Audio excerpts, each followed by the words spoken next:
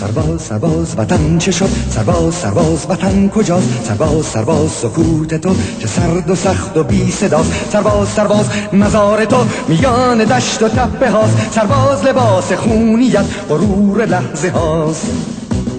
سرباز اگر سحرگهان تو را به خون کشانده اند، تو استوار مانده ای و دشمنان نمانده اند. کنون که اوج و قله ای، کنون که قلب میهنی، سرباز بدان که تا ابد برادر منی. سرباز سرباز وطن چه شد؟ سرباز شهید راه ما، بدان همیشه جای توست میان مشت توده ها. تو از تبار ملتی، صدای تو مرا صدا. سرباز حماسه تو شد شه حماسه ها.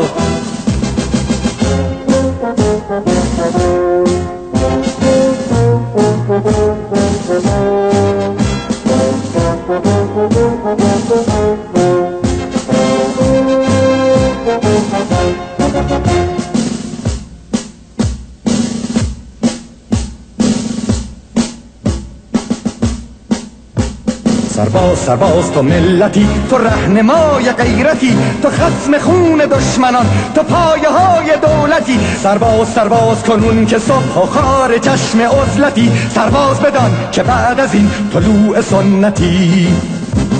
سرباز بخوان که خواندنت غریب شادمانه ایست، نشانی از گذشته ها و از سفر نشانه ایست. گذشته دور بندگی کنون زمان کابه هاست. ضحاک مرد و اهرمن زیر پای ماست، درفش کاویانیت قیام توده هاست.